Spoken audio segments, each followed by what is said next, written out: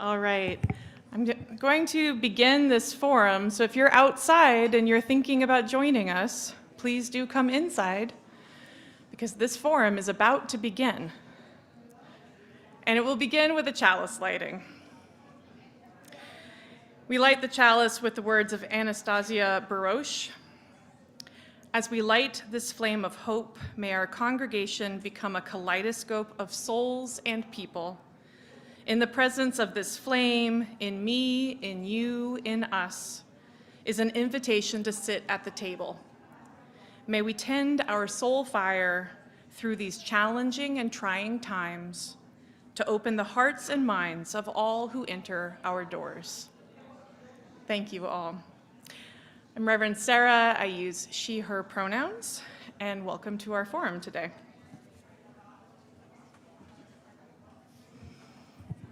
And I'm Reverend Mary. I use she, her pronouns as well. Also want to welcome you to this forum on how to support transgender individuals and communities. If you attended the service this morning, you heard some about our theology of welcoming all, why it's important to us to lift up our transgender siblings on this day in particular and always. And so after we explore our faith, the next question is, so what do we do? How do we put our faith in action? And so that's what we wanted to do today, was to give some local resources from some UUA resources, some statewide resources, and some ideas for how you might engage in this particular issue if you are interested at a political level, at an organizing level, and at an individual level. So, Reverend Sarah. So a few important things about today's forum. It is being recorded, and we are also on Zoom and streaming on YouTube. And we ask that if you have a question, you wait for us to bring you a microphone. The people online won't be able to hear you at all if you just shout out questions. So feel free to interrupt us at any time with a raised hand, and we will bring you a microphone. And if you're online and have a question or a comment, feel free to raise your virtual hand, and the tech desk will let us know that there's an online question, or feel free to put something in the chat. So I'm going to talk a little bit about the resources that are available to us through the UUA, the Unitarian Universalist Association. And the first of these is the Uplift office. So Uplift is a project of the UUA that is specifically to mostly uplift trans and non-binary people, but also LGBTQ issues in general. And Uplift has a regular communication about actions that we can participate in, resources that can be helpful at the congregational level, and ways that we could get involved at the association level, the UUA level. So these emails are available to anyone to sign up on these email lists. I get them, and so quite a bit of this information is filtered through me to you through our announcements. But you could also sign up directly for these communications. Just go to the UUA website and search for Uplift, and you would find the whole section on the website that gives you information about it. There's also an upcoming webinar, but we've already missed the first opportunity to take this webinar, but there's a second opportunity. And this is being offered through the Transforming Hearts Collective, which is mostly just two people, but it's an organization that is creating resources mostly from a Unitarian Universalist lens, but also aimed to be used in any liberal Christian setting as well. So this webinar is being cross-advertised to a variety of Christian congregations, denominations, and it's open to anyone to sign up. The information about how to sign up for this webinar is in my Faith in Action Digest that is linked from our announcements. And so if anybody's interested and could attend on April 8th, I'm sure that there's wonderful information that's going to be shared. And this organization, the Transforming Hearts Collective, also created a curriculum that we offered last year and didn't have enough folks here sign up for. And so I'd love to offer that curriculum again. It's called Trans Inclusion in Congregations. And if we had more folks sign up to take that curriculum together, that would be fantastic. Uplift also offers monthly gatherings for trans and non-binary people. And it is a multi-generational space, so it is also open to trans and non-binary youth and children, and with their parents' attendance if they want.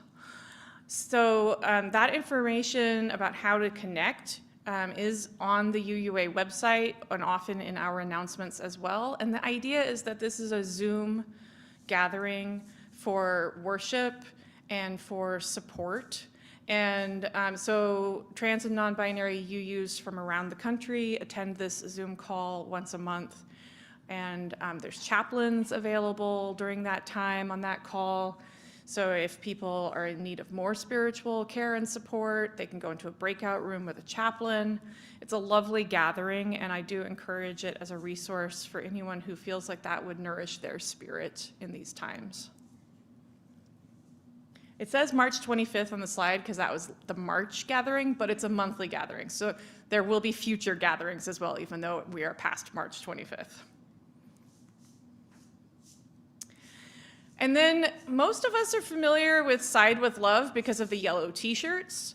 Side with Love is the UUA's Justice Witness project that has been around for a long time. And the Justice Witness shifts with time and with issues. Currently, Side with Love is offering a whole bunch of wonderful actions that are coming to us via email and via the website, the UUA website. They are putting together a whole bunch of curated trainings and articles and actions that you can sign on to that are organized by issue. And so you can find in their section of the UUA website a whole slew, like so much. You could do a deep dive and keep going for a long time with resources around trans and gender justice and LGBTQ justice and all the stuff that's happening right now and how Side with Love is responding to that. And then there's this upcoming course, which is an on-demand course. So on-demand courses means that you sign up for it and do it whenever that's convenient for you. It's asynchronous.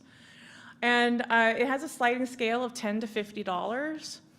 And these are resources for Unitarian Universalists on how to respond to the current anti-trans movement in this country and elsewhere. So this is another resource that is available to us through the UUA that could be a really wonderful opportunity if anyone's interested and wants to take that course. And it is sliding scale, but if cost were a deterrent to anyone, just please talk to me and we could figure out how to support you in taking the course too. And the last one that I'll talk about is this year's Common Read that was done through the UUA. So the UUA does this where they pick a book each year to be the common read, to encourage that all Unitarian Universalists read the book and that UU congregations hold the study course that goes with the book. And this year we just finished offering this class here at OUC.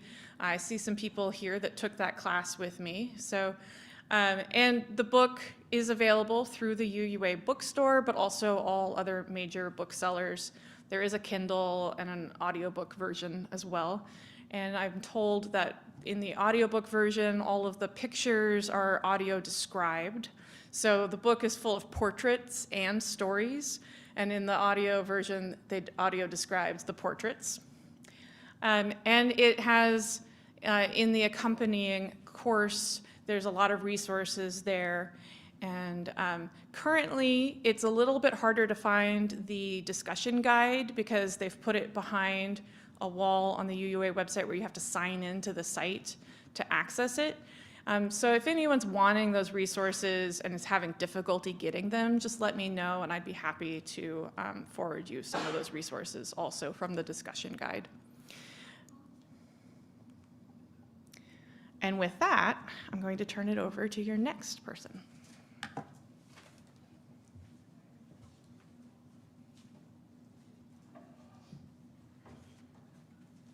Good morning. Some of you know me already. I am Reverend Nancy. Mary and I went to seminary together, and I have retired from my parish ministry, and then recently was approached by the Justice Washington, that's a state action network for UUs, organizing congregations across the state, and they are getting funding from the Unitarian Universalist Service Committee at a national level to start organizing here in Washington for the trans community. Pink Haven is a group, it's a coalition of different religious organizations started by a group of trans folk. I am going to be very non-transparent and very vague in the information that I give you here. And one of the reasons for that is because we believe it is not safe to have too much information out there these days. So if you're wondering like who is involved in Pink Haven, you can look on their website.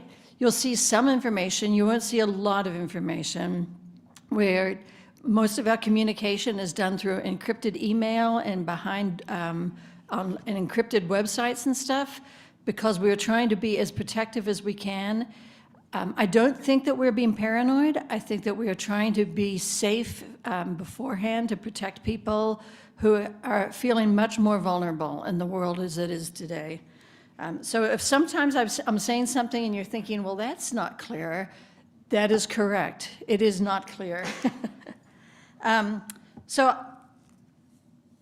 just for me to talk about, I missed most of the service today, which is unfortunate, because I think that we can't talk enough about how unsafe these times feel for someone particularly in the trans community. Our kin who are with us in this room and in all spaces in our lives. We know that over 100,000 people have relocated their homes since the election because they feel safe. And there is a waiting list of over 1 million people who feel like they are living in an unsafe situation and need to relocate out of where they are living right now. The United Nations has already designated the trans community is, what's the word? It's IDP, internally displaced people. People who do not feel that they are safe where they're living and so need to leave their homes in order to go someplace where they feel safer. Washington is one of those places right now that feels safer for people to leave. They've got maps of the states that are deemed unsafe to be living in, and we have several, well, one at least right on our border with Idaho, where we know that they are targeting the trans community, as well as Montana, so people fleeing across sort of the northern states coming into Washington. Washington is both an ideal place because right now we don't have anti-trans legislation. It's also an unsafe place because of our the amount of police forces allowed to be here because of our borders with Canada and along the coastline. We're considered, they can target us with all sorts of federal border safety regulations. I don't know if that makes sense to you, but. So the way that Pink Haven is working to try and protect our kin is through setting up resources so that when people come here, they have safe places that they can be at.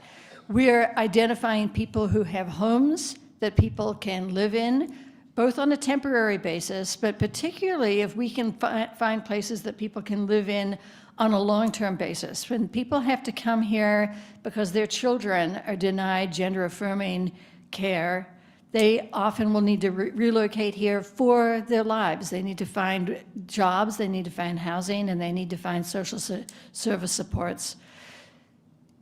It's more than just finding housing, though. What we need to be doing is creating these villages of welcome, where someone comes here and they are not just getting the support they need of where they can be living, but that they can have a community that they can live in. That means, and a lot of this is a lot like the OPOP program that some people started here, attending here at Olympia UU congregation a while ago, but creating a small group of people meeting to learn how to deal with this situation, get our own resources up to date, and then start being able to offer so that if there's a family or individuals who need to relocate here, there's a support system for them. More than just housing, although that's a big part of it, but a lot of what are the systems in this community that they can access? Can we do fundraising to pay for the enormous expenses of having to flee their own home states and come to another place? And then what are the social support systems? So there's the systems of healthcare, job access, driver's licenses, all navigating those things, but there's also the navigating what it means to be in a community where you are now a stranger and have to re-identify, form your own community that feels safe and feels nurturing. So that is what Pink Haven is working on. People are communicating with me, they're letting me know that they have resources. Then we do screening, hook them up with someone else. They do their own screening, and then they contact someone else who is screening people who are on a long waiting list, waiting to come here, and trying to match them up. It's cumbersome, it's not easy, but it's what we feel like we need to do in order to keep people safe, is doing the screening on both sides. And quite honestly, sometimes it feels like you're volunteering to do something and then nothing happens for long periods of time. Like people may set their house up and then be waiting and feel like, well, this is a waste of my time. But it's because of the systems that we were trying to put into place to help people get here who need to be here. And it's not easy to pick up and move. So. We just remembered we were having company, and I forgot. I wish I could listen to the rest. That's all right. And I think that's all I have to say about Pig Haven and the work that we're doing. But if you are interested in being part of a welcoming village, I think it would be great if this congregation could get a team of just 3 or 4 people who started that work of talking about what we can do together to support people coming to this community.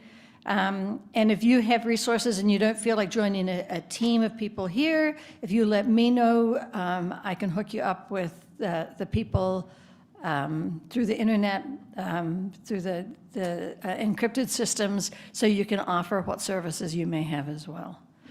Is that? That's great, Nancy. All right. Are there any questions about Pink Haven and the work that they're doing? Thank you.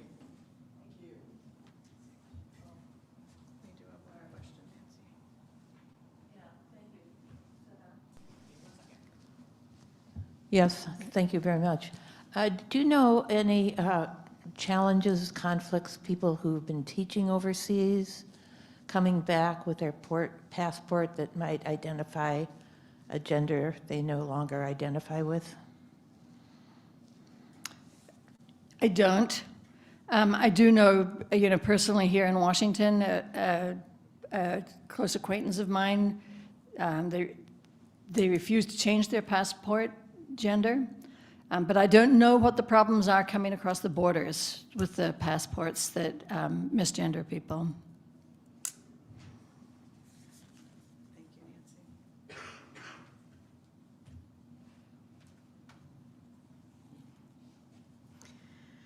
So the work that Pink Haven is doing and others are what I imagine the Underground Railroad felt like back in the day, of trying to help people relocate and needing to do that under the radar.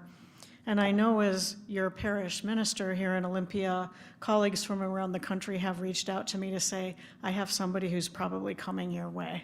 Can I let you know that they're arriving? So if there are a few folks in the congregation who want to pull a group together to connect with Reverend Nancy to organize us around this work, we'd love for that to happen. And please talk with me or Sarah so that we can help get that started and connected here. Oops. I'm breaking the thing already, Corbin. So I want to talk about a couple of local resources.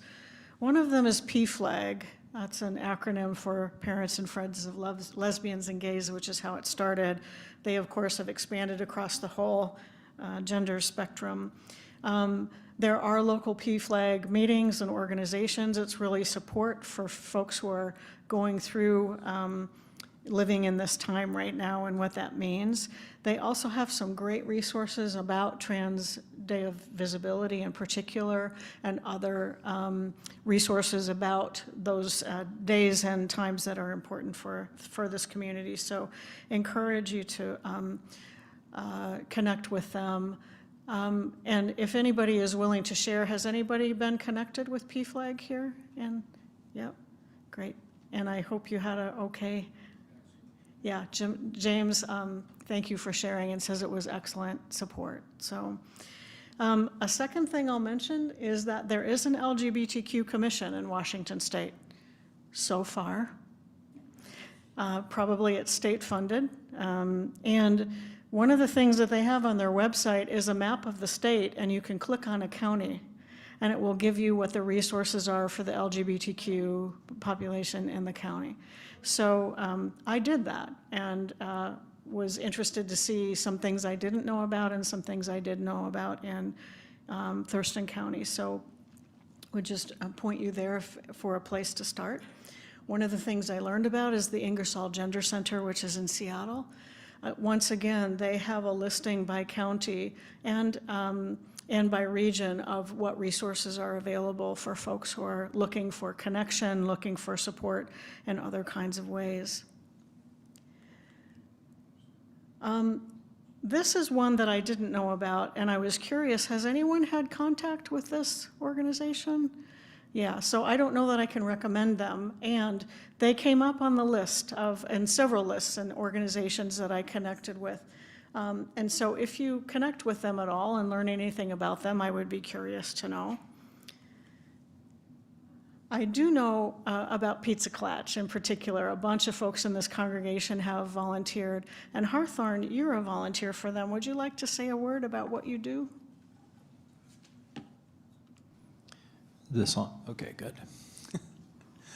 So I work as a facilitator with, a volunteer facilitator with Pizza Klatch. On a weekly basis, I go into a local school, usually with a co-facilitator. We bring pizza, we set up a safe space for queer folk and allies, and we encourage the youth to talk about things that are important to them.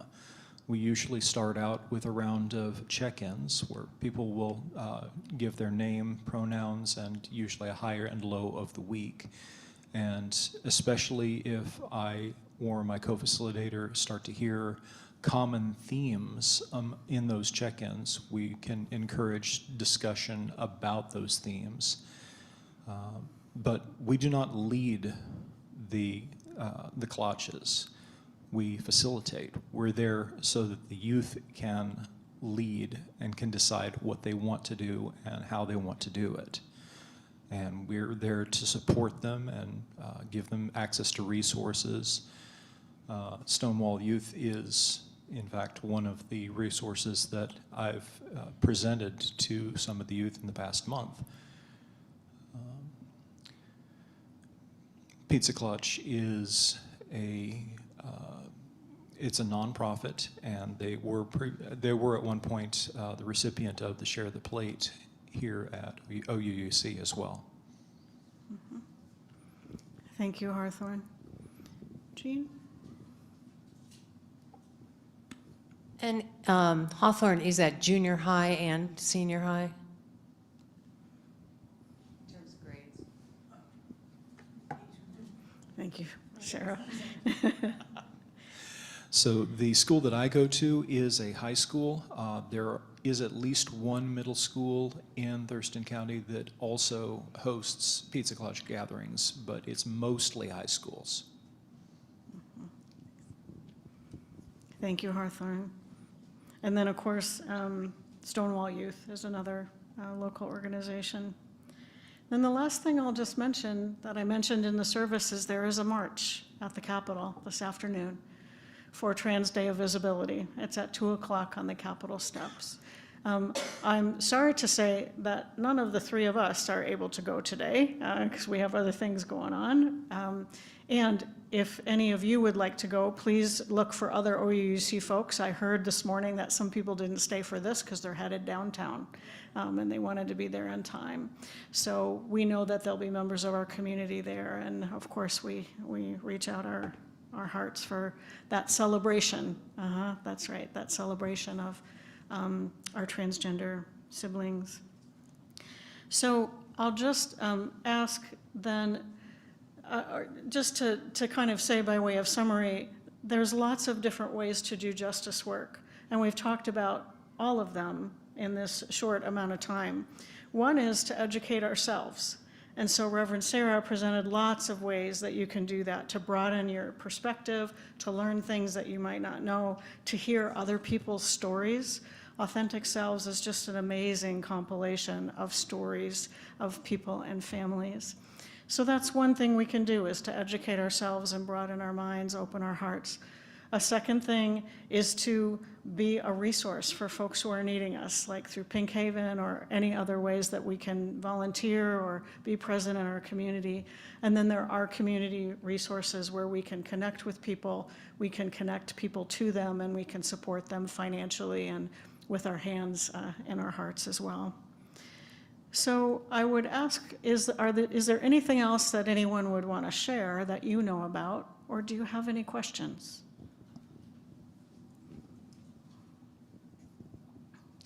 I would like to share the value of an attitude of openness. My late wife was a transsexual woman, and that was my first experience, so it was quite a learning experience. We met on the internet. We had a very nice first date, agreed to meet the next day, and she shared her background with me. And since I didn't run away, we ended up having a very nice relationship. And so openness in the moment, all the time, is a wonderful discipline. Mm-hmm. Thank you. Thank you, James, for sharing your story.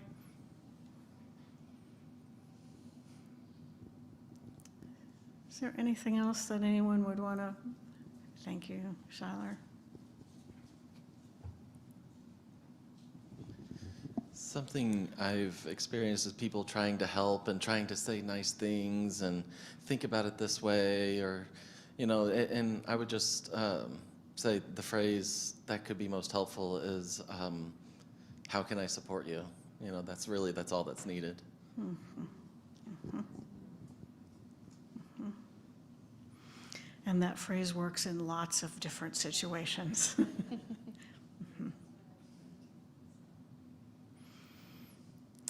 Is there anything online from the folks online? Carmen, anything to?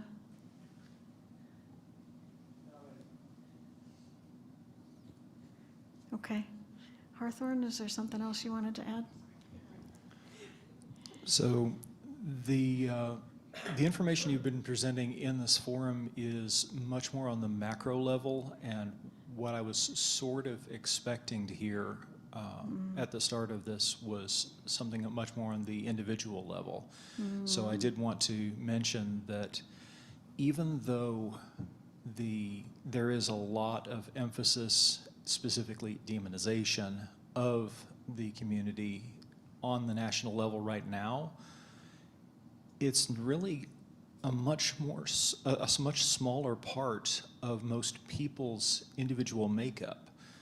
And so the best thing that a lot of trans folk in my life would like to see is for folks not to be dwelling on it.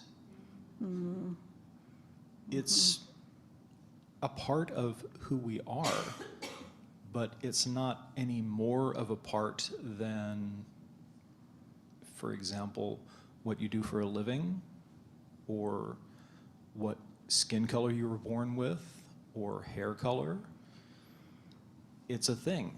Just accept it and move on. Thank you so much, Hawthorne.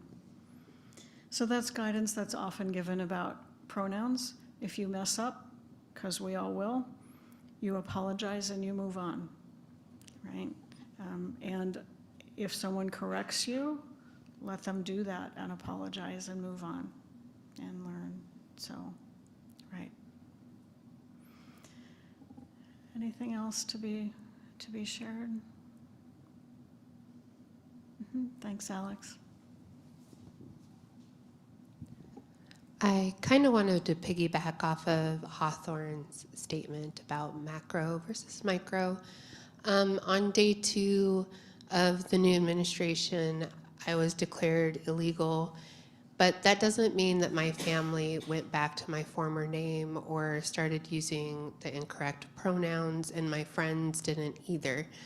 So as the macro level gets scarier, a lot of the support does come from the micro level of affirmation, of making sure your friends and your family are still feeling free in your presence, and that you're creating an environment for your people to be themselves, no matter what's happening in the greater world that we're not required to listen to.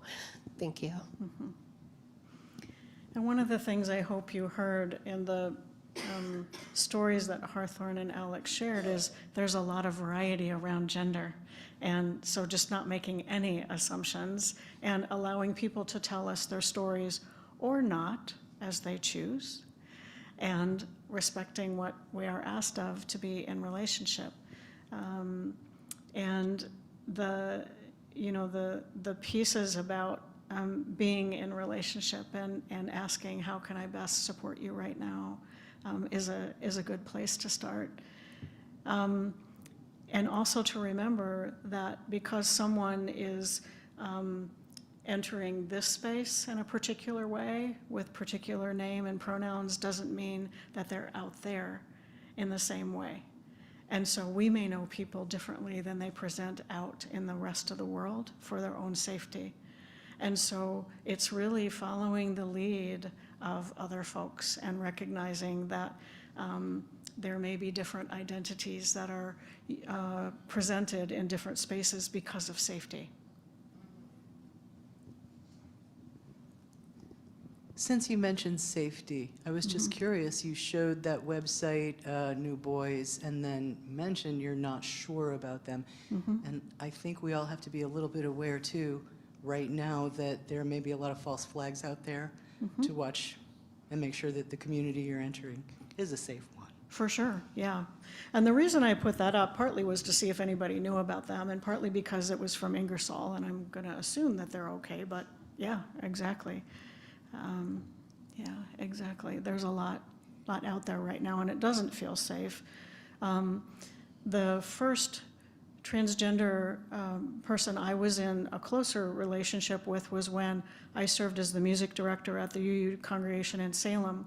And this was a person in their 60s, still working, who came to church as a trans woman and who was a man out in the world, including with their family. And so this was how she navigated the world and was willing to share that story with me.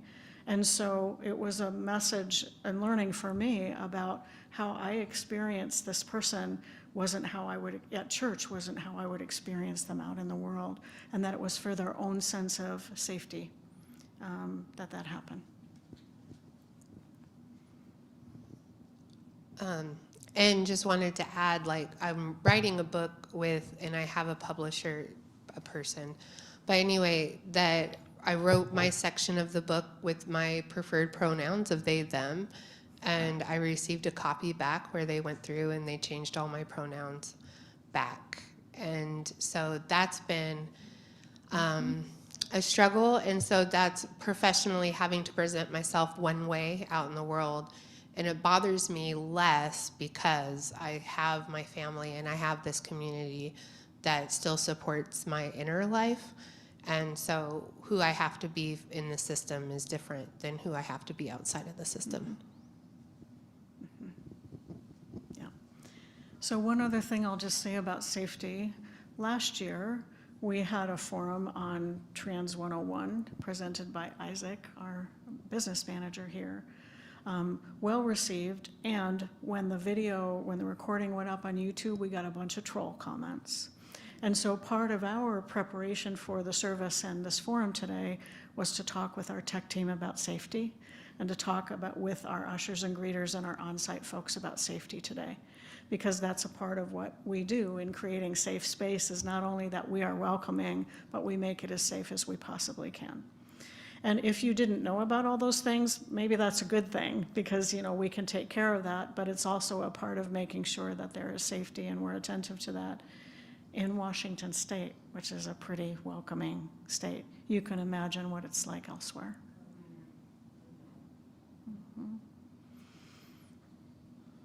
Thank you, Alex and Hawthorne, for bringing it to the more personal level.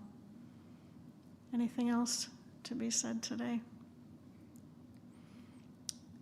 I want to thank you for your attention and your time today and for your care. Because there's lots for us to do, and we can do things together one thing at a time. So thank you for showing up. So we'll extinguish our chalice, because that's what we do. These words are from Craig Rowland. As we extinguish this chalice flame, may the warmth of its light remain within us, guiding our steps and our hearts. Let us carry forward the strength of this community, the courage to speak truth, and the hope that transformation is possible. In each breath we take, may we remember that the work of love, justice, and healing is ours to continue, both here and beyond these walls. Go in peace with the light of this gathering to illuminate your way. Thank you all.